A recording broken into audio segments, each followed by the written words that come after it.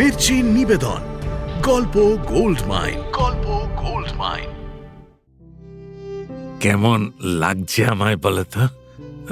কিছু বলছো না যে? কি আবার বলবো, মনে হচ্ছে যেন বিয়ে করতে চললে। এই ভার যেন বুকের ভেতরে চেপে বসে, জমে জমে রক্তের মতো গাঢ় হয়, কঠিন হয়, আগুনের মতো।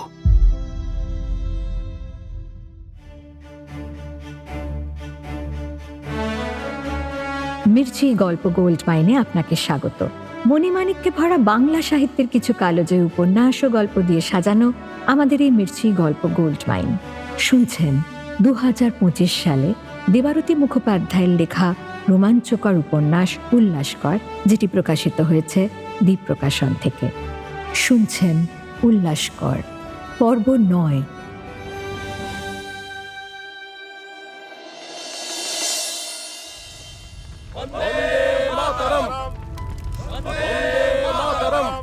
মুহুর্মুহু বন্দে মাতরম এবং হরিবোল ধ্বনিতে শ্মশান ভূমি কেঁপে উঠছে। সকলের চোখে জল, কিন্তু উল্লাসের চোখ শুকনো। এক ফোঁটাও চোখের জল বেরোল না তার।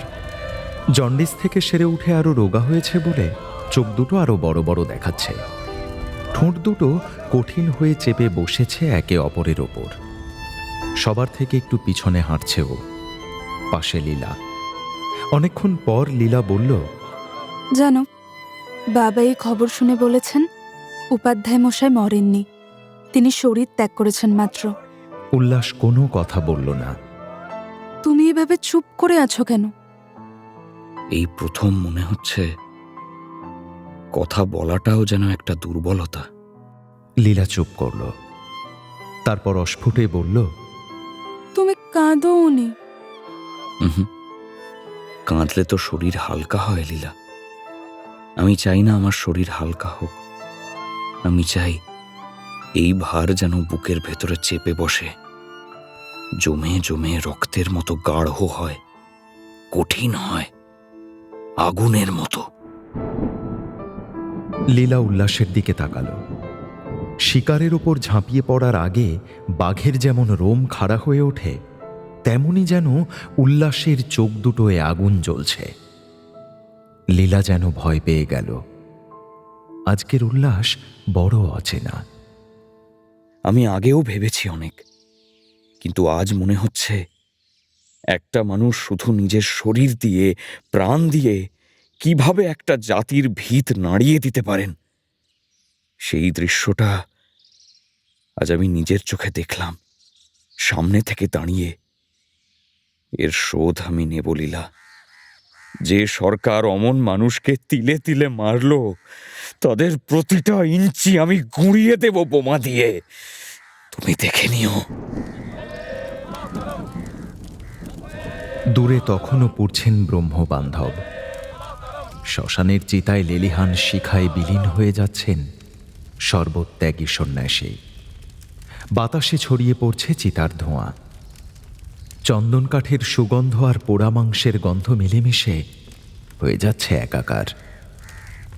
সন্ধ্যার গোধূলি আলোয় উল্লাসের মুখটা কেমন গাঢ় হয়ে উঠেছে।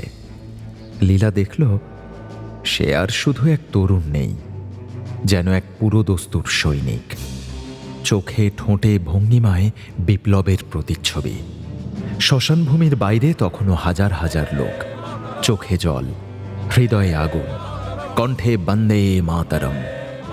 এসব শুনতে শুনতে লীলার মনে হলো, ব্রহ্মবান্ধব উপাধ্যায় আর নেই ঠিকই, কিন্তু তার শরীরের আগুন থেকে যেন জন্ম নিচ্ছে নতুন যুগান্তরের গল্প।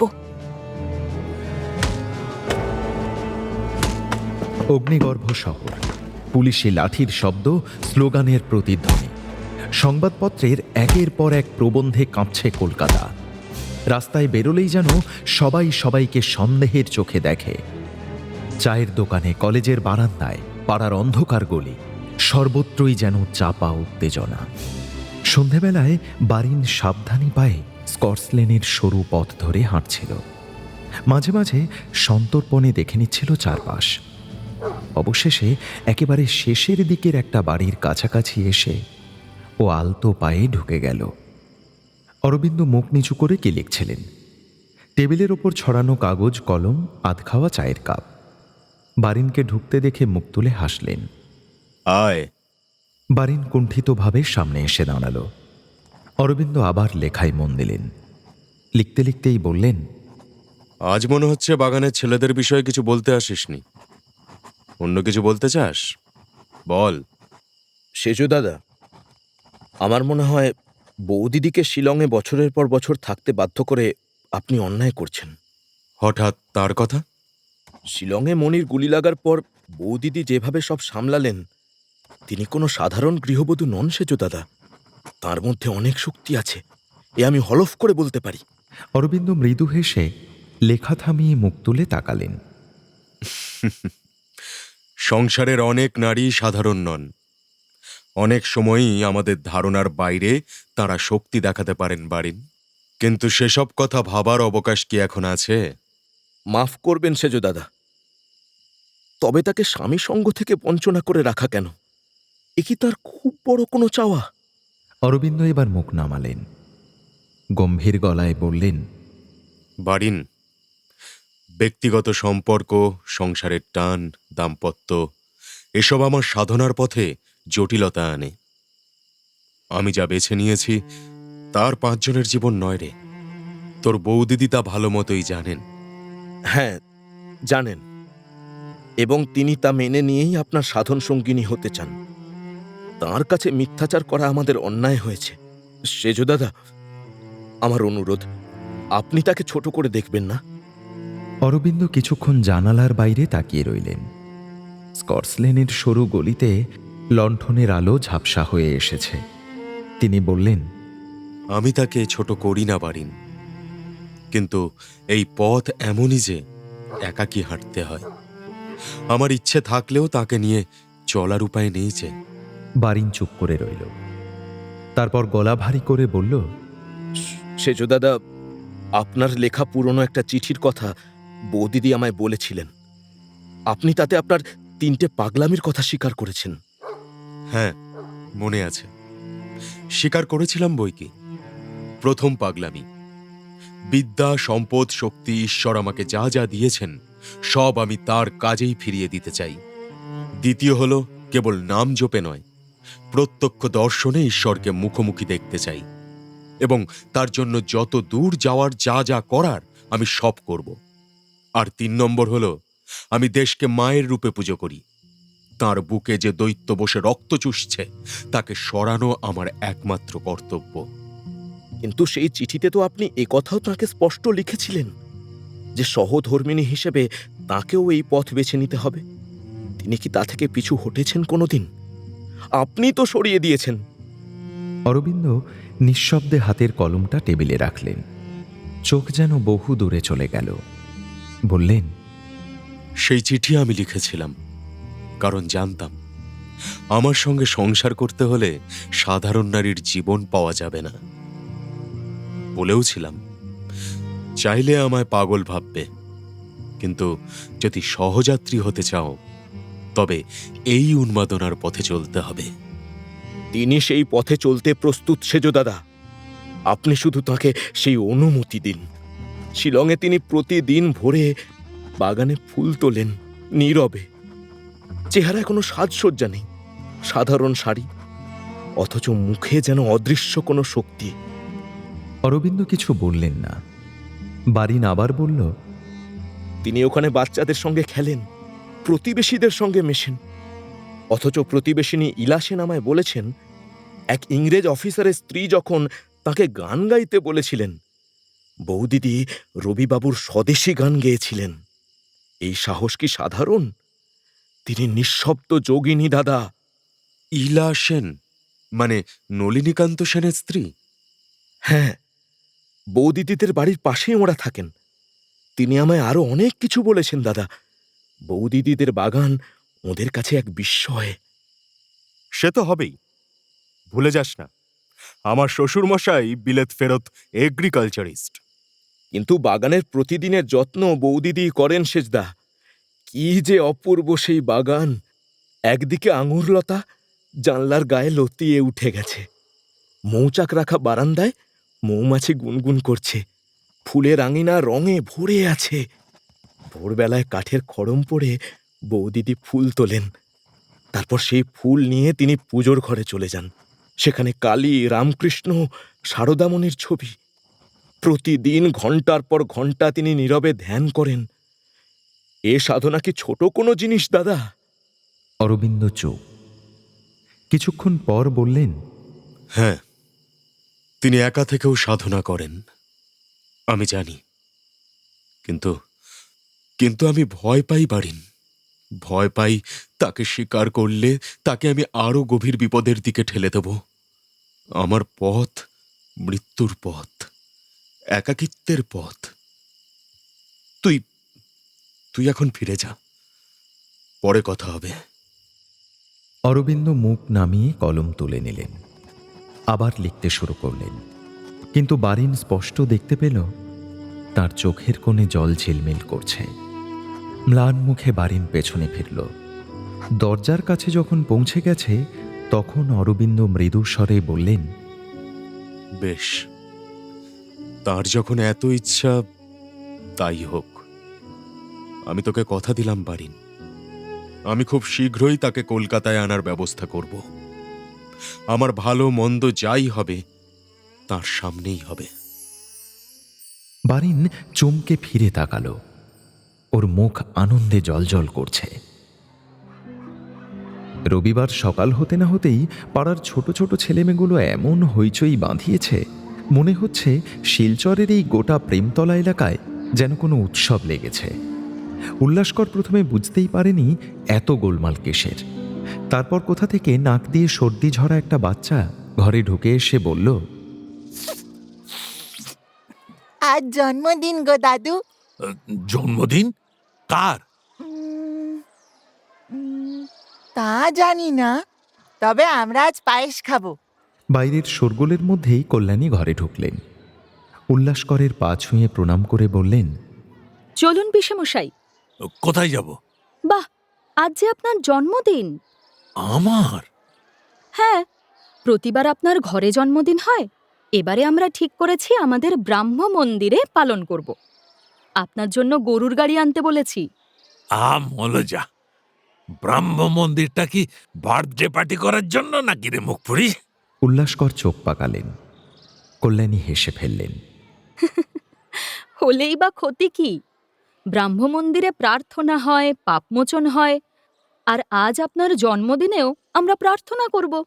উল্লাসকর চুপ করে রইলেন। তারপর মৃদু হাসলেন। বটে, তা কি প্রার্থনা করবি শুনি? আপনি যতদিন বাঁচবেন আমাদের মতো মানুষদের মুক্তির পথ দেখাবেন, এই প্রার্থনাই করব পিসমশাই। সেও তো একরকম উপাসনাই। আপনারাও তো একদিন বোমা দিয়ে দেশের জন্য উপাসনাই করেছিলেন, তাই না? উল্লাসকর চুপ করে রইলেন। তারপর মৃদু হাসলেন। ঠিকই বলেছিস, উপাসনাই বটে। তবে যুদ্ধ তো একরকমের পুজো।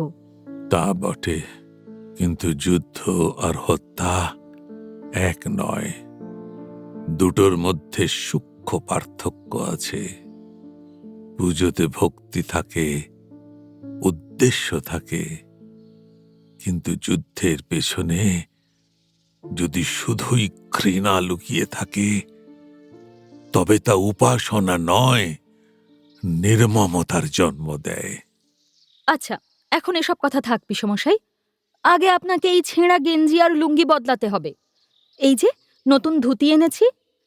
ওরে মনোজ্যোতি, কোথায় গেলি? ভালো করে ওকে সাজিয়ে দে তো দেখি। কল্যাণীর কথা শুনে উল্লাসকর যেন শিশুর মতো লজ্জা পেলেন। নতুন ধুতি? কই দেখি। আরে আমি তো ভালোই আছি এতে। গেঞ্জি ভারী নরম রে, শরীরে লাগে না। এই ফুটোগুলো ভেন্টিলেশনের কাজ করে। ধুতি পরলেই পা আটকে পড়ে যাব। কিচ্ছু পা আটকাবে না, আমরা সবাই রয়েছি কি করতে। কল্যাণী বলতে বলতে লীলার কাছে গিয়ে বসলেন। আপনিই বলুন পিসিমা, শিলচরের অর্ধেক মানুষ আজ ওকে দেখতে আসবে। মহাবিপ্লবী উল্লাসকর দত্তের জন্মদিন বলে কথা। এভাবে গেলে লোকে বলবে উনি এখনো আন্দামানের কয়েদিদের মতোই রয়ে গেছেন। যা বলেছিস। আন্দামানের কয়েদিই বটে, কেবল গলায় চাকতিটাই নেই। বাইরে এর মধ্যে আরো কিছু বাচ্চা এসে জুটেছে। উঠোনে, বারান্দায়, বাড়ির বাইরে একের পর এক কচি মুখ, কারো হাতে ফুল, কারো হাতে কলা পাতা, কেউ আবার কাঁধে গামছা ঝুলিয়ে চেঁচাচ্ছে, বোম দাদুর জন্মদিন, বোম দাদুর জন্মদিন। মনোজ্যোতি! মনা বাজারে গেছে, এক্ষুনি এসে পড়বে।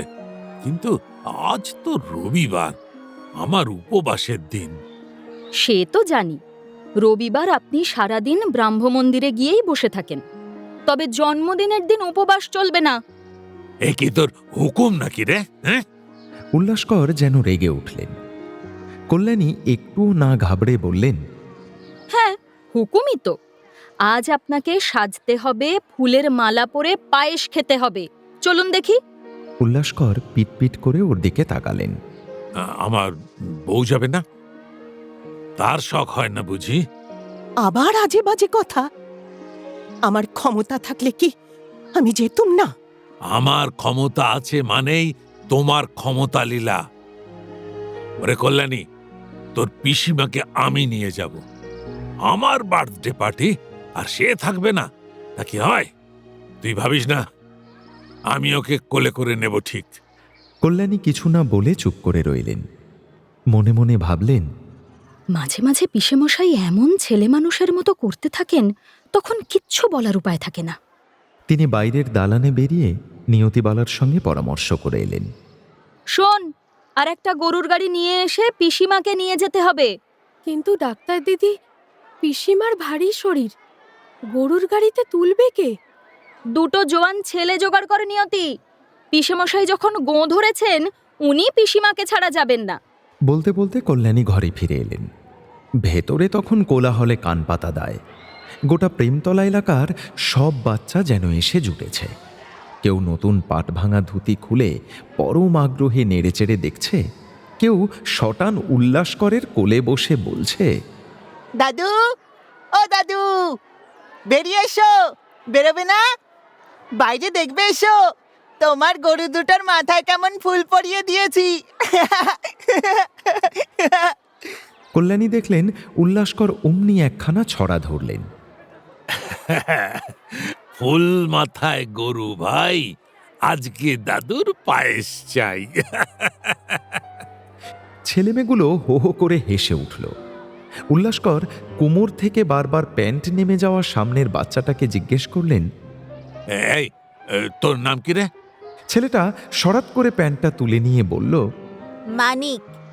মানিক, মানিক, মিষ্টি মানিক। এবার তুই জিরো খানিক। পায়েস বেটা খাবি জেনে, প্যান্টুলনটা ধরিস টেনে। উল্লাসকরের বলার ভঙ্গিমায় বাচ্চাগুলো হেসে কুটি কুটি, কেউ কেউ আবার উৎসাহে মাটিতে গড়াগড়ি খেতে লাগলো। এরপর রূপা, বাবলু, রাজু, প্রতিমা, লক্ষ্মী প্রত্যেকের নামেই ছড়ার ঢেউ উঠতে লাগলো। উল্লাসকর এক একটা করে ছড়া বানাচ্ছেন, আর ঘরে হাসির রোল উঠছে। লীলাও শুনছেন আর হাসছেন, মাঝে মাঝে মাথা নাড়ছেন। বোধহয় ভাবছেন, উল্লাসকর শরীরে বৃদ্ধ হয়েও আজও মনে মনে শিশু রয়ে গেছেন। কল্যাণী কিছুক্ষণ উপভোগ করলেন এই দৃশ্য। তারপর কপট বকুনি দিয়ে সবাইকে বের করে আনলেন বাইরে। মনোজ্যোতি বাজার থেকে ফিরেছে। মনোজ্যোতি, তুমি পিসেমশাইকে প্রস্তুত করাও, আমি এদের নিয়ে মন্দিরে গিয়ে একটু সাজাই গোছাই বরং। আর পিসিমা? উনিও যাবেন, নিয়তি লোক ডাকতে গেছে। কিছুক্ষণ পর উল্লাসকর তৈরি হয়ে লীলার সামনে এসে দাঁড়ালেন, মুখে সলজ্জ হাসি। কেমন লাগছে আমায় বলো তো? লীলা অবাক চোখে তাকালেন। উল্লাসকর অত্যন্ত দীর্ঘদেহী, এখনো সেই ঋজুতা অক্ষুণ্ণ আছে। চোখ, নাক, মুখ কাটা কাটা। লম্বা চওড়া চেহারায় নতুন ধুতি পাঞ্জাবি দারুণ মানিয়েছে। গলায় আবার রজনীগন্ধার মালা, আতরেরও গন্ধ আসছে। না, মনা একদম জুত করে সাজিয়েছে। উল্লাসকর ভ্রু কুঁচকলেন। কিছু বলছো না যে? লীলা চোখ নামিয়ে ঠোঁট কামড়ে ধরলেন। কি আবার বলবো? মনে হচ্ছে যেন বিয়ে করতে চললে। উল্লাসকর এবার হাসলেন। এতক্ষণের কষ্ট করে সাজগোজ যেন সার্থক হলো পলকের মধ্যেই। লাজুক গলায় বললেন, তুমি বললে আরেকবার বিয়ের পিঁড়িতে বসে পড়তেই পারি। বসবে নাকি? বুড়ো বয়সে এত রঙ্গ করতে পারি না বাপু। মনা যখন সাজাচ্ছিল তখন তোকে খুব গাল দিচ্ছিলে, এখান থেকে আমি শুনতে পাচ্ছিলাম। আর এখন ওনার হাসি দেখো। আমি কিন্তু যাব না। কেন তুমি যাবে না কেন? তোমার এই রাজপুত্রের মতো সাজের সঙ্গে আমি পঙ্গু বুড়ি, মানাবে না একদম। সাজগোজের শখও নেই আর ক্ষমতাও নেই। তোমার আবার সাজের কি দরকার? Shall I compare thee to a summer's day? Shakespeare যদি আজ তোমায় দেখতেন লীলা, তবে নিশ্চয়ই লিখতেন, But thy eternal beauty shall not fade. যত ঢং! কেন, আমি কি লেডি ম্যাকবেথ? আরে না না, তুমি বিয়াট্রিক, যিনি বেনেডিকের সঙ্গে ঝগড়া করতে গিয়ে প্রেমে পড়েছিলেন। তুমিও তো সারাটা জীবন আমাকে বকেই গেলে। বাহ! লীলা রাগতে গিয়েও হেসে ফেললেন। ও, তাহলে তুমি বলছো আমি না বকুনি দিলেও তোমার দিন কাটতো? অবশ্যই নয় প্রিয়ে, তোমার বকুনি আমার কাছে গান, আর music must be the food of love. Play on! Ullaskar আরও চওড়া হেসে কি বলতে যাচ্ছিলেন, এমন সময় মনোজ্যোতি ঘরে ঢুকে বলল, মেসমশাই, কমলা কয়েকটা ছেলে মেয়েকে তোমার সঙ্গে দেখা করাবে বলে নিয়ে এসেছে। প্যাঁকাটি আবার কাকে ধরে আনলো রে মনা? ক্ষুদিরাম বলে সেই মেদিনীপুরের বাচ্চাটাকে? ছেলে ভালো, কিন্তু বড্ড গোঁয়াড়। বলে কিনা 2 হাতে 2টো পিস্তল চালাবে। থেকে থেকে মাথাটার যে কি হয় কে জানে। ক্ষুদিরাম সে তো অনেক আগেই ওপরে চলে গেছে দাদু। এরা সব আজকের দিনের ছেলে মেয়ে, বাংলা ভাষার জন্য লড়ছে। জন্মদিনে তোমায় প্রণাম করতে চায়। মুহূর্তে উল্লাসকরের মুখ থেকে হাসি যেন উধাও হয়ে গেল। চোখজোড়া যেন দপ করে জ্বলে উঠল। বাংলা ভাষার জন্য লড়াই? এখনো আছে নাকি বাংলা ভাষা? এখনো লেঙড়ে লেঙড়ে চলছে বুঝি? মনোজ্যোতি চুপ করে রইল। উল্লাসকর খরো চোখে তাকালেন। আচ্ছা মানা, তুই নিয়ে আয় ওদের, কিন্তু সাবধানে। আজকাল কিন্তু অনেক আমেরিকা আর রাশিয়ার গুপ্তচর ছদ্মবেশে ঘোরে। মনোজ্যোতি মাথা নেড়ে বাইরে চলে গেল। একটু পরে ঘরে ঢুকল 4-5 জন, সঙ্গে কমলা। সামনের ছেলে দুটোর হাতে মিষ্টির হাঁড়ি। উল্লাসকর চোখ বুজলেন। লীলা বিছানায় শুয়েছিলেন। সেই অবস্থাতেই মনোজ্যোতির দিকে তাকিয়ে ইশারা করলেন, মনা, ঘরে সুজি আছে তো? একটু সুজির নাড়ু করে নিয়ে আয় তো বাবা। সামনের লম্বা যুবকটি উল্লাসকরকে প্রণাম করে বললেন, বোমদাদু, জন্মদিনে আমার প্রণাম নেবেন। আমি কানাইলাল নিয়োগী, রেলে চাকরি করি। কিছুদিন আগে একবার এসেছিলাম, মনে আছে? উল্লাসকর বন্ধ চোখ খুললেন না, কেবল বললেন, আদি নিবাস কি এখানেই? আজ্ঞে না বোমদাদু, আদি ভিটে ছিল পূর্ব পাকিস্তানের ময়মনসিংহে। দেশভাগের পর এখানেই। কানাইলাল কথা শেষ করতে পারলেন না। উল্লাসকর চোখ খুলে গর্জে উঠলেন, পূর্ব পাকিস্তান? ওই নাম আমার সামনে একবারও বলবে না। ওই নামে যে কোনো দেশ আছে তা আমি মানি না। আহ, এসব কি বলছো? ওরা তোমার সঙ্গে আজকে শুভ দিনে দেখা করতে এসেছে। তা আমার সঙ্গে দেখা করতে এসেছে, আমরা কি এই নাম শুনবো বলে বিপ্লব করেছিলাম? কানাইলাল মাথা নিচু করলেন। উল্লাসকর যেন কিছুটা শান্ত হলেন। যাকে বলো, তোমরা এখন কোন লড়াই লড়ছ? বোম দাদু, কানাই দাদারা বাংলা ভাষার জন্য লড়ছেন। অসমের বুকে বাংলা ভাষাকে বাঁচানোর লড়াই। সরকার বলছে অসমিয়া হবে একমাত্র সরকারি ভাষা, অথচ এই বারেক উপত্যকার মানুষ তো প্রজন্মের পর প্রজন্ম বাংলা ভাষায় কথা বলেছে। দেশভাগের পর আমাদের মাতৃভাষা ওরা কেড়ে নিচ্ছে। উল্লাসকরের চোখের কোণায় জল চিকচিক করে উঠল। শূন্য দৃষ্টি, ঠোঁটে অবলা হাসি। এখনো লড়াই চলছে।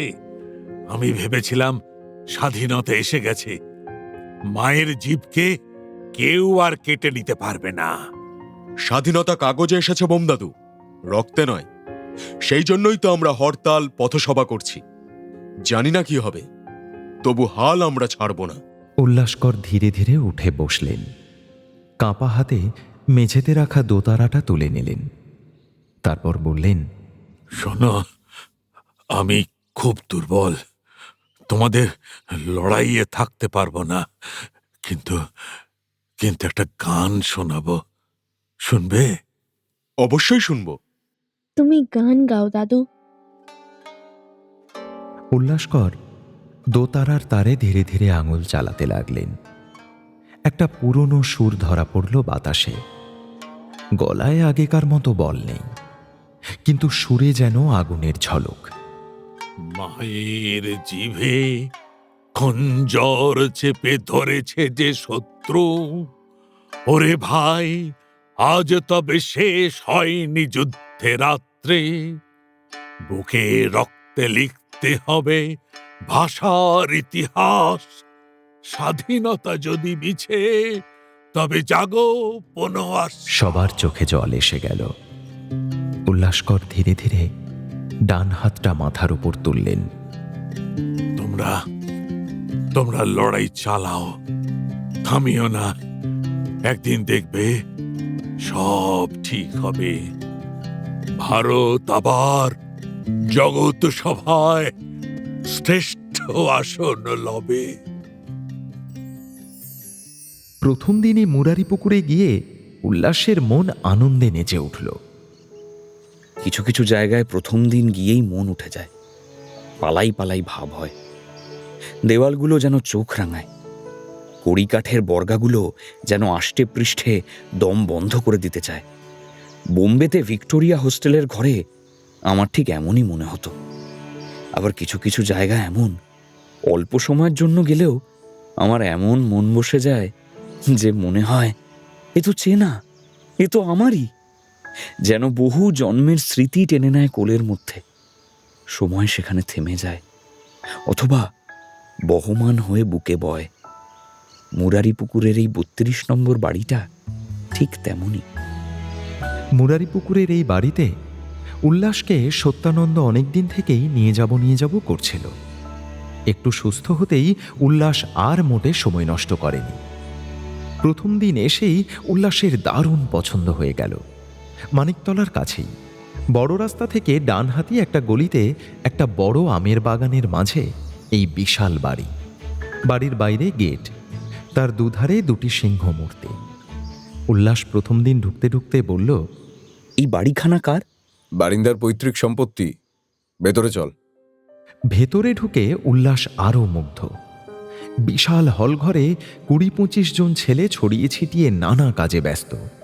কেউ বই পড়ছে, কেউ ছুরিতে শান দিচ্ছে, আবার কেউ আলুর খোসা ছাড়াচ্ছে। সত্যানন্দ ফিসফিস করল, পাড়ার লোকেরা জানে বারিন্দা এখানে আশ্রম করেছে। ঠাকুরের কথা, সংস্কৃত চর্চা, বেদ চর্চা, আসলে কিন্তু সেগুলো লোক দেখানো। সামনে জোর লড়াই আসছে রে পালু, আমরা সবাই তৈরি হচ্ছি। তুই তুই বারিন্দাকে বলে রেখেছিস যে আমি আসবো?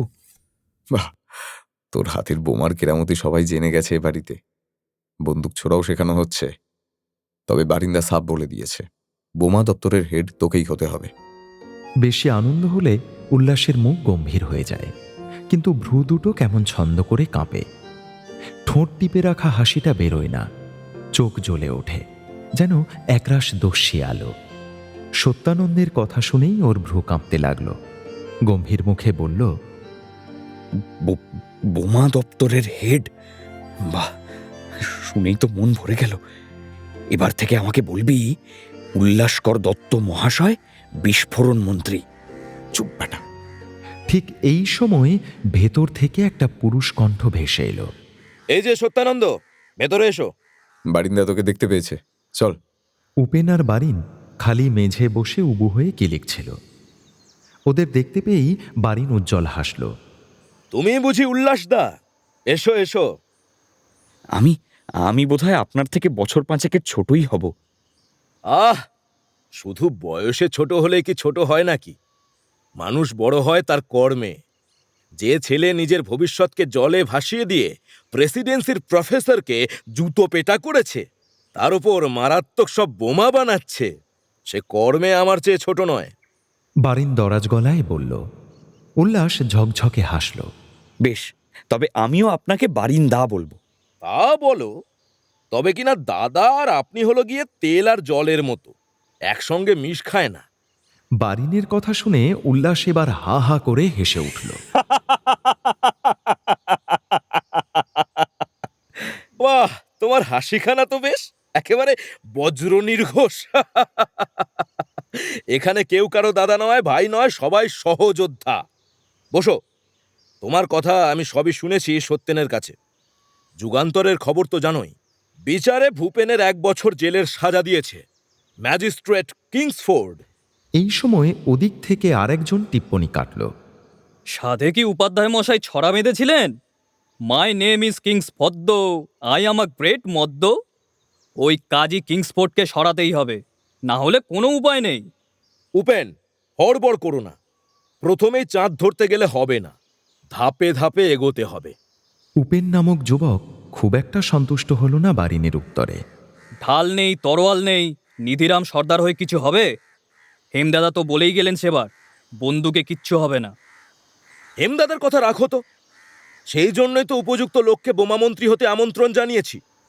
শোনো উল্লাসদা, আমরা যুগান্তরের বাছা বাছা কজন ছেলেকে নিয়ে এখানে আড্ডা করেছি, তবে সেই সব ছেলেরাই আমাদের দলে নাম লিখিয়েছে যাদের সংসার নেই, থাকলেও সংসারের প্রতি টান নেই, অথবা টান থাকলেও সেই টানের চেয়ে দেশের টান অনেক বেশি।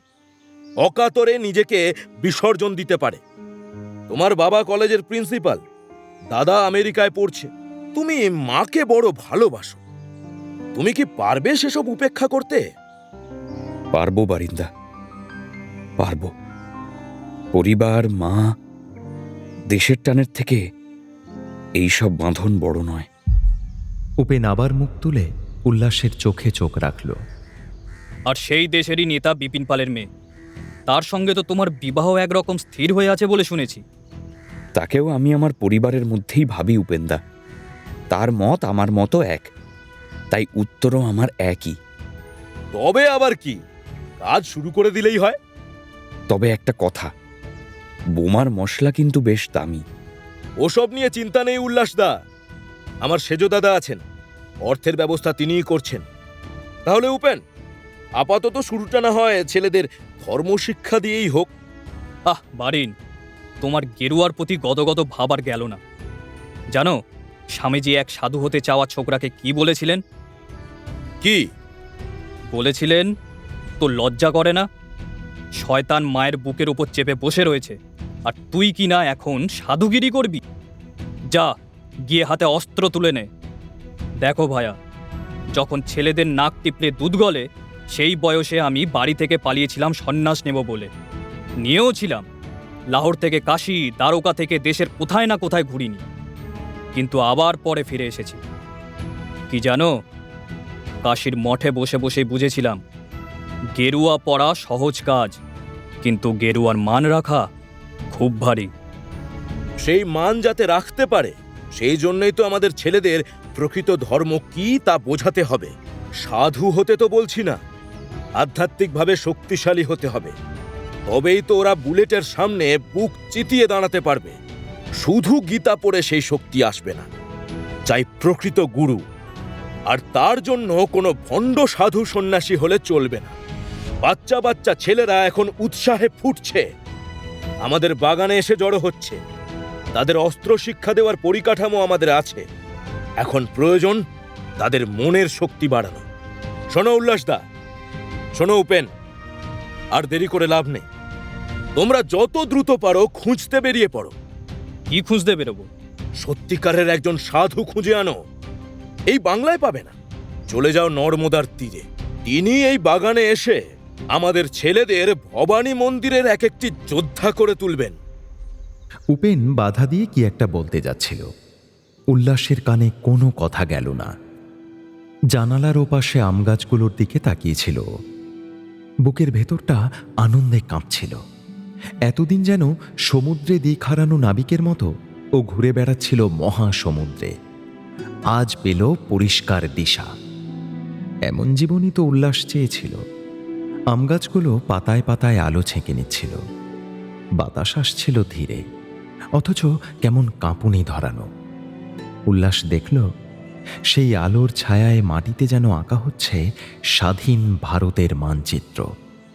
আসার আগে লীলা বলেছিল, ভয় পেও না কখনো, তুমি পারবে। আমি কিন্তু সেই উল্লাসকেই ভালোবাসি যে আমার চেয়েও এই দেশকে বেশি ভালোবাসে। উল্লাসের চোখ ছলছল করে উঠল।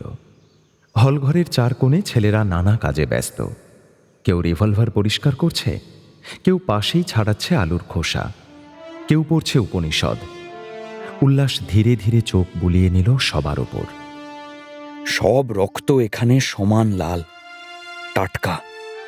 এত রক্তের বিনিময়েও কি স্বাধীনতা আসবে না?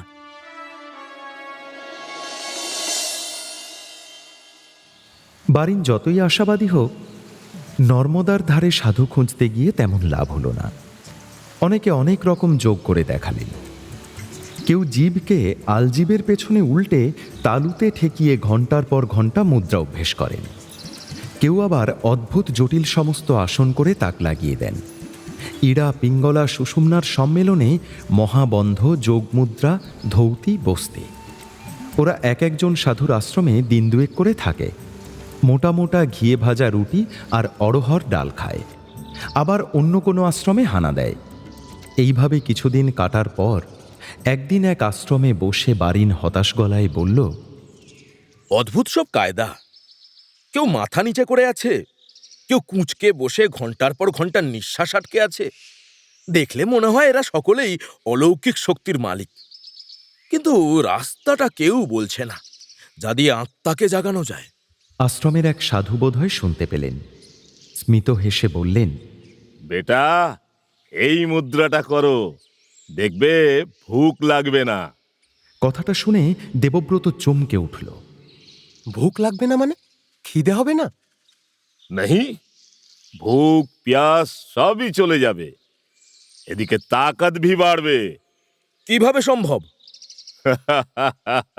শোনো, হঠযোগে শিব নিজে বলেছেন এই মুদ্রা ছাড়া কুণ্ডলিনীর জাগরণ অসম্ভব।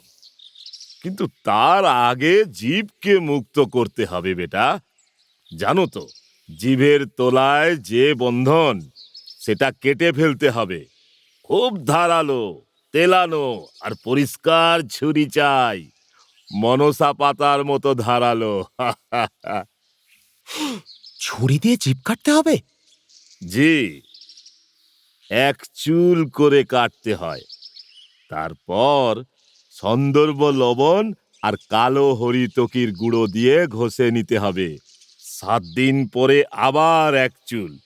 এভাবে চলতে থাকবে 6 মাহিনা। শেষে জিভের বাঁধন টুটে যাবে। তারপর তোমার জিভ লম্বা হতে থাকবে। প্রতিদিন এটা করলে 6 মাহিনায় তা 2 ভ্রুর মাঝে পৌঁছবে। আর তখনই মস্তিষ্কের অমৃত কুণ্ড থেকে বেরোবে অমৃত রস। সেই রসে তবিয়ত হীরের মতো শক্ত হয়ে যাবে। ভুক প্যাস কিছু থাকবে না। সেভাবেই বাঁচতে পারবে 1,00,000 সাল। ওরা সবাই স্তম্ভিত হয়ে ওর মুখের দিকে তাকাতে লাগলো। অদ্ভুত এক মিশ্র অনুভূতি, ভয়, বিস্ময় আর কৌতূহল।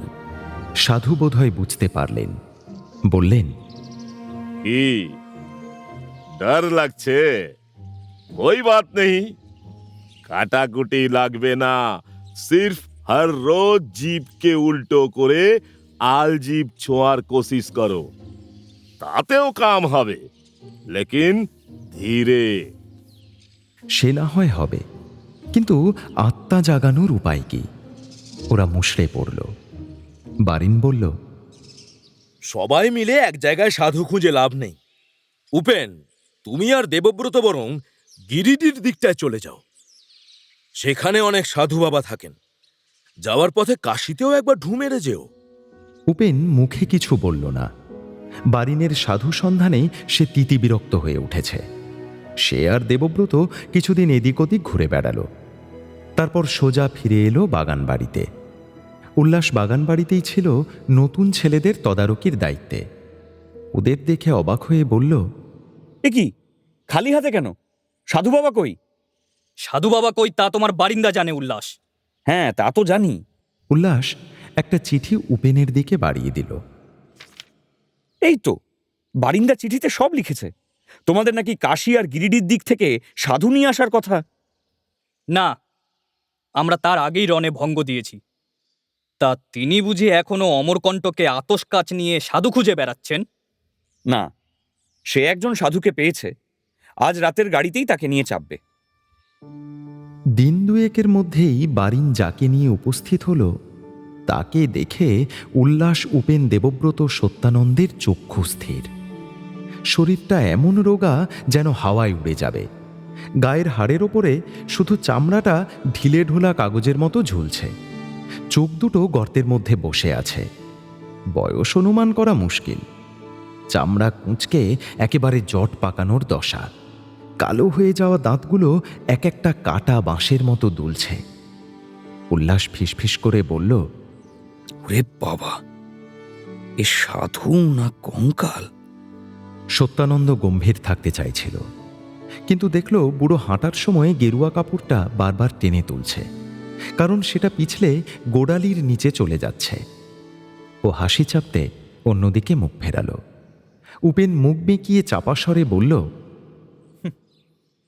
বারিন্দা, সাধু তো এনেছই, সঙ্গে চিতায় ওঠার খাটিয়াটাও আনতে পারতে। বারিন কিন্তু খুব উত্তেজিত। বড় খাতির করে সাধু বাবাকে বসালো, কিন্তু দেখা গেল সাধু বাবা বসেই হাঁপাচ্ছে। পুঁটলি থেকে এক মুঠো শুকনো পাতা আর মরচে পড়া তামার লোটার জল বের করল। তারপর কিছুক্ষণ চিবিয়ে গম্ভীর গলায় হিন্দিতে বলল, हम कौन जानता है? আমি সিপাহী, রানীর জন্য লড়েছি, ইংরেজদের কচু কাটা করেছি। বলতে বলতে এমনভাবে কাশতে শুরু করলো যেন ভেতর থেকে ফুসফুসটা ছিটকে বেরিয়ে আসবে। বারিন তাড়াতাড়ি বলল, 1857 সালের সিপাহী বিদ্রোহের সময় ঝাঁসির রানীর হয়ে যুদ্ধ করেছিলেন। একদিকে যোদ্ধা, অন্যদিকে এখন সিদ্ধ পুরুষ। তোমরা ভাবতে পারছো? বিলক্ষণ পারছি। আমি সাধু বাবার পায়ে 3 দিন হত্যে দিয়ে পড়ে থেকেছি। বলেছি, বাবা আমায় একখানা গেরুয়া কাপড় দাও আর কানে একখানা মন্ত্র, ব্যাস বাকিটুকু আমি নিজেই করে নেব। বলো কি? হ্যাঁ, সব ব্যবস্থা করে এসেছি। বিন্ধ্য পর্বতের পায়ের কাছে একে নিয়ে একখানা আশ্রম গড়ব, কেমন? ভবানী মন্দির গড়তে হবে না বুঝি? আমি না উদ্যোগ নিলে তো কিছুই হবে না। কিন্তু দুঃখজনকভাবে বারিন উদ্যোগ নেওয়ার সময়ও পেল না। মন্ত্র সে নিল বটে, কিন্তু মাসখানেকের মধ্যেই সাধু বাবাজি কুকুরের কামড়ে জলাতঙ্কে আক্রান্ত হয়ে ধরাধাম ত্যাগ করলেন। বারিন তাতে মুষড়ে পড়ল বটে, কিন্তু হাল ছাড়ল না। আরও 2-1 সাধুকে এদিক ওদিক থেকে ধরে আনল, কিন্তু তারা কেউই টিকতে পারলেন না। একজন ভণ্ড সাধু মাঝখান থেকে কয়েকটা বাসন কোসন চুরি করে নিয়ে পালালো। বাগান বাড়িতে কয়েকদিন ধরে হাসির রোল উঠল। দেবব্রত পুকুর ঘাটে সুর করে গাইতে লাগল, ঝাঁসি রানী কি জ্যোতি, গোড়া সাহেব কি মারোটি, জলাতঙ্কে চলা গিয়া টুটি। উপেন উল্লাসরা তো বটেই, নতুন ছেলেগুলো পেট চেপে হেসে গড়াগড়ি খেতে লাগল। তোরা কিচ্ছু বুঝিস না। সাধুর মৃত্যু মানেই হলো মুক্তি। আমি তবু ওনার কাছ থেকে মন্ত্র নিয়েছি, গেরুয়া নিয়েছি। এ হলো গিয়ে আমার প্রথম ধাপ। কিন্তু ছেলেদের কাছে ওসব যুক্তি ধোপে টেকে না। সত্যানন্দ সোজা বলে বসল, বারিন্দা, তুমি সাধু ধরতে যাও, অসাধুই কেবল ধরা পড়ে। তাতে তো লাভের চেয়ে ক্ষতির পাল্লাই ভারী। তবু বারিন দমে না। আরেকদিন সে এক দাড়িওয়ালা উলঙ্গ প্রায় যোগীকে টেনে এনেছে। লোকটা সারাদিন শুধু মাথার ওপর দাঁড়িয়ে থাকে, খাওয়ার সময়ও উল্টো হয়ে ঝোল ভাত গলায় ঢোকায়। প্রথম দিন এই কাণ্ড দেখে সবাই একেবারে হাঁ হয়ে গেল, কিন্তু দ্বিতীয় দিনেই গোলমাল হলো।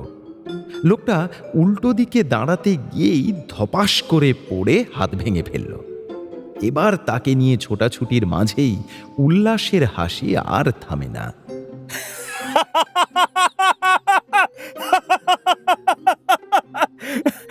বারিন্দা বারিন্দা, এবার বুঝি অমরকুণ্ড থেকে অমৃত নয়, প্লাস্টার অফ প্যারিস উঠবে। তবে তবে একেবারে যে লাভ হয়নি তা নয়। আমি বাপু এদের অনেকের থেকে অনেক রকম কায়দা শিখে নিয়েছি।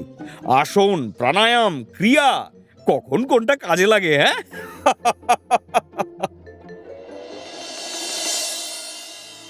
দীর্ঘ 6 মাস কারাভোগের পর 9 মার্চ বিপিনচন্দ্রের কারামুক্তির দিন স্থির হয়েছে। বাংলা, মাদ্রাজ, মহারাষ্ট্র, পাঞ্জাব, বরোদা, সারা দেশ জুড়ে প্রবল উৎসাহ আর উদ্দীপনা। দিকে দিকে সাজানো হচ্ছে দেওয়ালির ঢঙে আলোকসজ্জা, বাজির উৎসব। এছাড়া শোভাযাত্রার দরিদ্রনারায়ণ সেবাও রয়েছে। মুক্তি পেয়ে বক্সার থেকে ট্রেনে ফিরবেন বিপিনচন্দ্র। পরের দিন অর্থাৎ 10ই মার্চ সন্ধে 6:30টায় হাওড়া স্টেশনে লক্ষ লক্ষ মানুষের ভিড়। স্টেশনে ট্রেন ঢুকল ঝিকঝিক করতে করতে। ব্যাস, তারপরই হাজার হাজার মানুষ একসঙ্গে চিৎকার করে উঠল,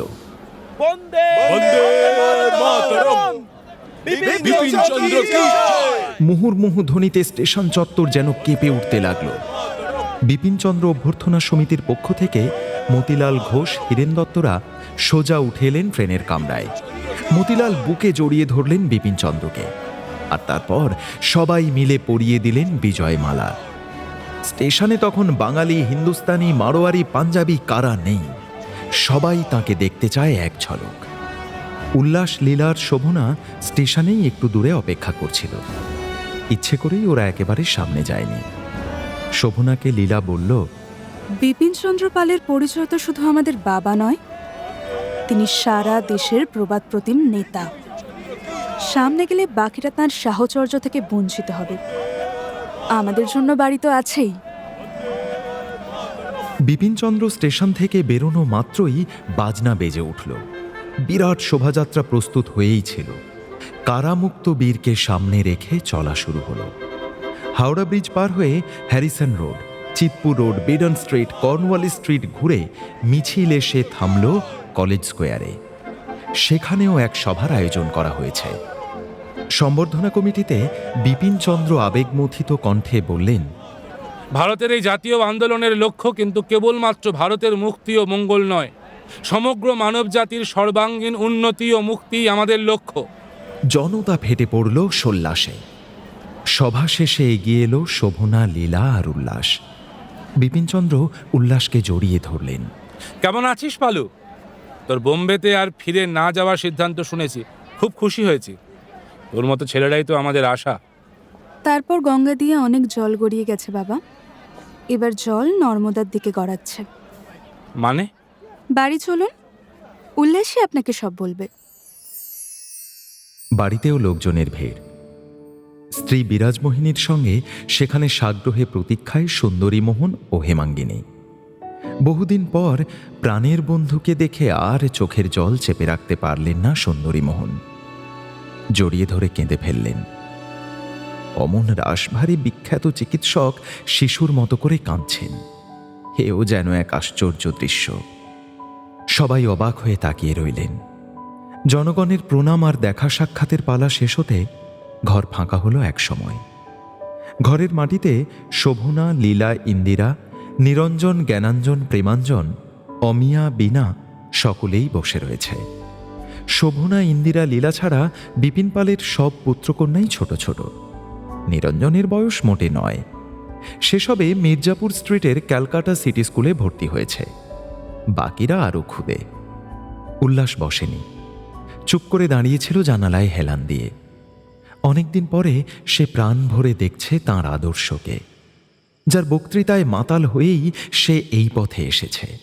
সে দেখছে আর ভাবছে, সমুদ্র হিমাচল খ্যাত বিপিন কাকা একদিন আমার শ্বশুরমশাই হবেন, ভাবলেই হৃৎপিণ্ড লাফিয়ে ওঠে। এত বড় মানুষটাকে আমি বাবা ডাকার অধিকার পাবো? ওদিকে ঘর ফাঁকা হতে হেমাঙ্গিনী এবার মুখ খুললেন।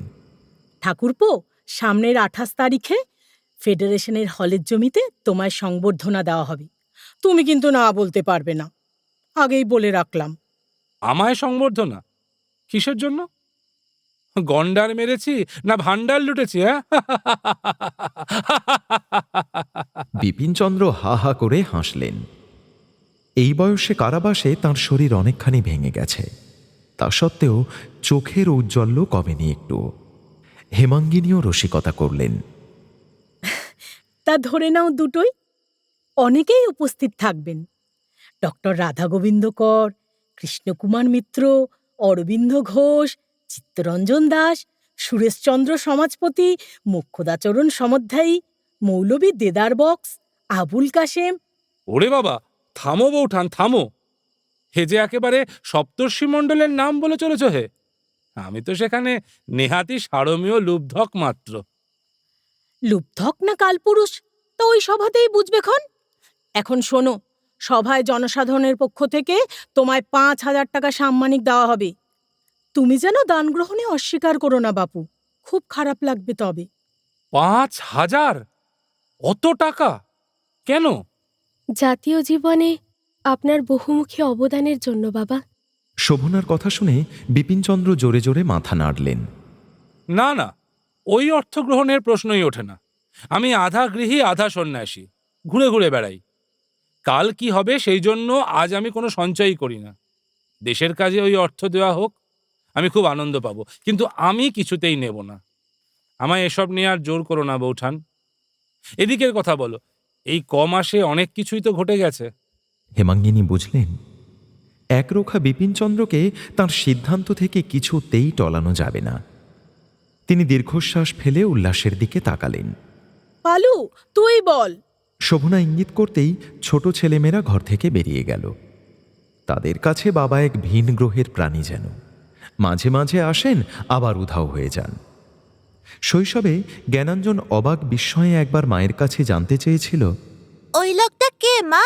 অনেকদিন ছাড়া ছাড়া রাতে আসে, আবার সকাল হলে চলে যায়।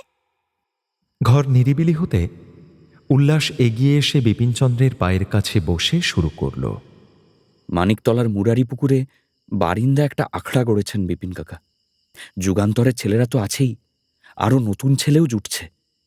আমি ভাবছি এবার থেকে সেখানেই থাকব। সেখানে থাকবি মানে? এতদিন ধরে যাতায়াতই করছিলাম। সকালে পৌঁছে যাই, আবার শিবপুরে ফিরি রাতে।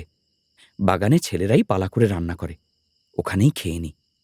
শাকসবজির খেয়ে তো করা হয়েছে, হাঁস মুরগিও রাখা হয়েছিল, কিন্তু পড়শিদের আপত্তিতে এখন ভাত ডাল আলুতেই বেশ হয়ে যায়। আমি চলে এলে খিচুড়ি রাঁধব ভাবছি। উল্লাস মুখ নিচু করে কথাগুলো বলার পরে বিপিনচন্দ্র তীক্ষ্ণ চোখে তাকালেন। তোর দাদা তো বিদেশ চলে গেছে, তুইও বাড়িতে থাকবি না? আসলে একদিন আমি বাড়ি ছিলাম না, খাটের তলায় চটের ব্যাগে জিনিস রেখে দিয়েছিলাম। আমার ছোট ভাই বল ভেবে খেলতে গিয়ে ভাগ্যিস কারো গায়ে লাগেনি, একটা গাছে লেগেছে। সেখানা পুরো ঝলসে গেছে। ভাইয়েরও হাঁটুতে পেরেক ছিটকে এসে লেগেছে। তাই তারপর থেকে ভাবছি ঝুঁকি না নিয়ে বাগানেই চলে আসি। তবে মাঝে মাঝে গিয়ে মায়ের সঙ্গে দেখা করে আসবো ভেবে রেখেছি। দাঁড়া দাঁড়া, একেবারে রেলগাড়ির গতিতে বলে চললি তো। বিপিনচন্দ্র যেন খানিক উত্তেজিত হয়ে পড়েছিলেন। এই জিনিস মানে কি? এমন জিনিস রেখে দিয়েছিলি তুই খাটের নিচে যে অমন বিস্ফোরণ হলো? উল্লাস আর চোখে লীলার দিকে তাকালো, তারপর মুখ নিচু করল। কি জিনিস রেখেছিল উল্লাস তা কি বলতে পারবে বিপিন কাকাকে? বিপিনচন্দ্র নিজে সশস্ত্র বিপ্লবের বিরোধী। অরবিন্দর সঙ্গে সেই নিয়ে মতবিরোধ এবং বন্দে মাতরম পত্রিকা থেকে বেরিয়ে আসা। সেই মানুষকে সত্যিটা বলতে পারবে কি উল্লাসকর? তিনি যে শুধু বিপিন কাকা নন, তার হবু শ্বশুর মশাইও।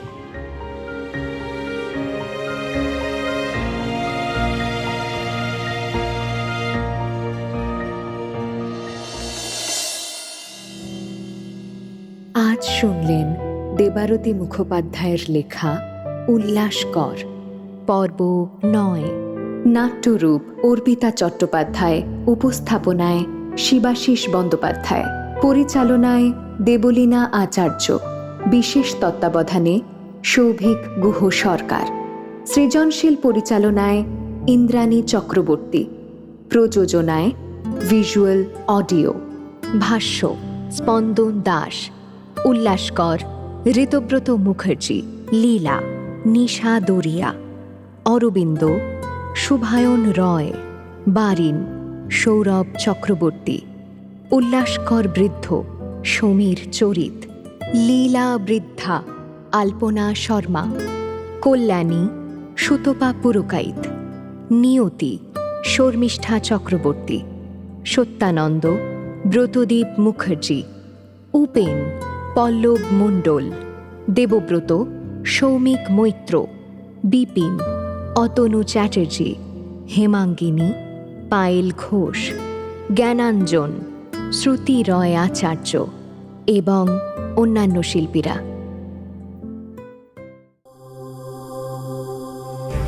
মির্চি নিবেদন, গল্প গোল্ড মাইন।